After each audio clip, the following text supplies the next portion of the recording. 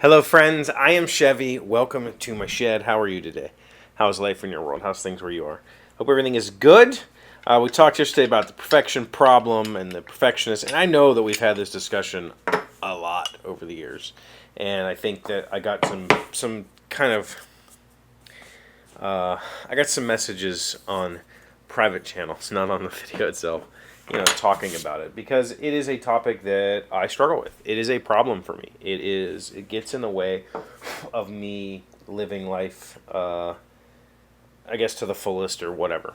Because it's a struggle for me to accomplish things because I know that if I'm going to do something, I want to do it the best of my ability. So at this desk, right?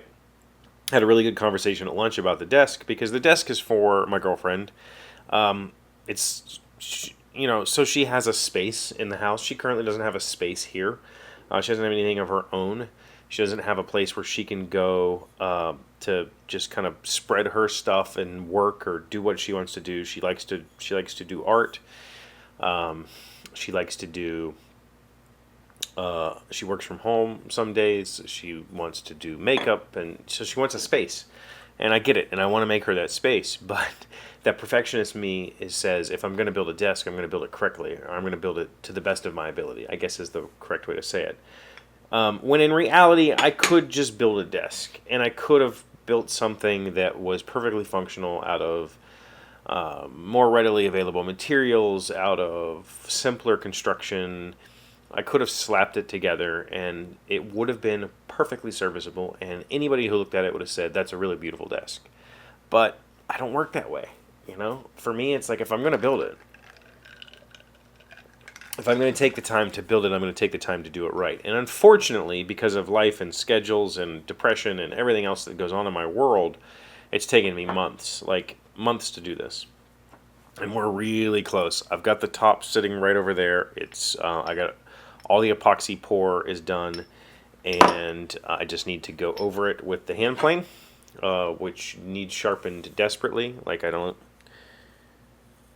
definitely can't shave with it anymore. It barely cuts the epoxy, so I need to really hone this and get it sharp again so that I can cut the epoxy, then sand, and then see which side of the desk we're going to use as the top.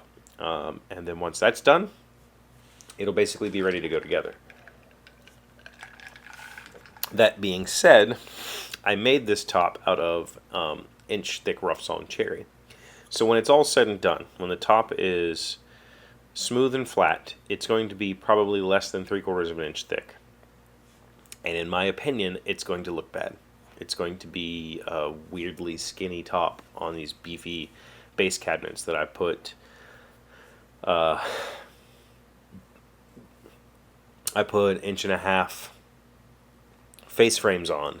So to have this tiny little top sitting on top of that, it's going to look wrong. She disagrees, and for good reasons. The main reason is she just wants it done. She doesn't really care what it looks like.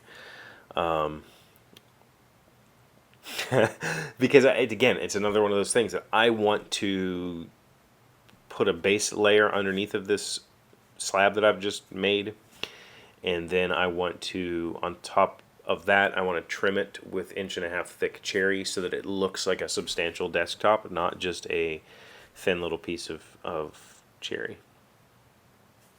But that's me getting in my own way, and I know it. And the whole discussion yesterday with the table, with the set, it's me getting in the own way. I went up there last night after we had our discussion. I put some more stuff on the scene. I got a really nice. My mom gave me this really cool little lantern I'm putting in there. I tried to get the stuff that's on the shelf to not glare. I need to get some blue tack or something to hold some of that stuff in place because it just wants to fall over, so that it's not glaring. And I realized that because I'm using that window as a set feature and as a backlight, I can really only shoot up there in the daytime. Because if I try to shoot up there in the nighttime, there's not enough backlight to wash out harsh shadows. So with this bright key light in my face up there, here, there's a huge light in my face right now, but you don't see any crazy harsh shadows back here because I have this light here and this light here really filling this area.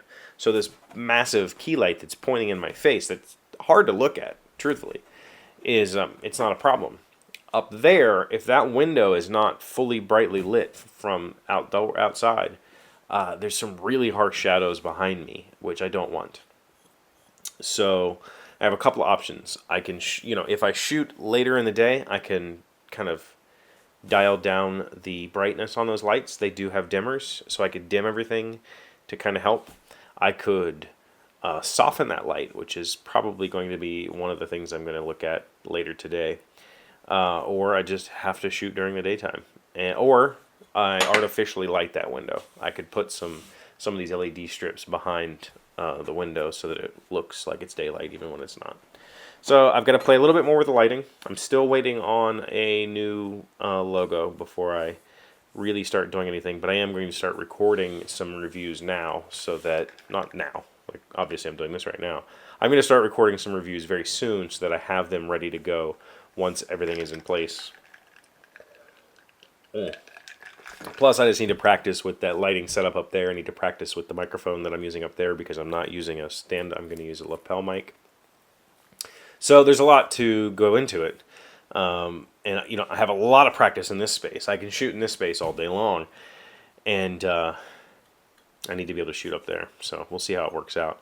That's the other thing. The other thing about this desk that makes this difficult is every time I think about coming down here and working on it, I get frustrated by the fact that I have to film it. And I don't have to. The only reason I'm filming it at this point is because I promised that I'm going to make videos about it. But knowing that I have to come down here and set the camera up and record this whole process, it really frustrates me because it just gets in the way. I came down here on Friday and I made a shelf and it was awesome, and I made it in 2 hours. If I'd have had to film that, it would have taken me 4 hours or 5 hours. It would have just been frustrating. It would have annoyed me and I wouldn't have got it done. I had the inspiration, I had the need, came down here, knocked it out, it was done.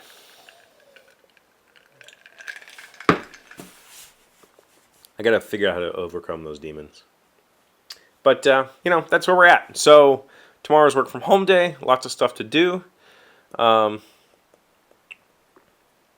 give you a little inside baseball. If you're gonna watch on Friday, I will probably record Friday's episode tomorrow. So I'll record 2 episodes tomorrow and edit it and have it ready because I'm going camping this weekend with my girls and I will not have internet to do a show on Friday. So that's what we got. That's all I have for you right now. I got to go sharpen this and work on that and maybe get something to eat. So thank you for being here as always. Thank you for liking, commenting, subscribing, being amazing friends, being wonderful people. I really appreciate you, and I will see you tomorrow. Hey, Doc, wait! I want to ask you something. Taser in fact comes from news.blogs.cnn.com. What does it mean when a river crests? The National Weather Service says a crest is the highest point in a wave. In the case of river flooding, it's the highest stage or level of a flood wave as passes a particular point. Gauges along the river record the level of water, and the highest level recorded at each gauge will be the crest for that gauge.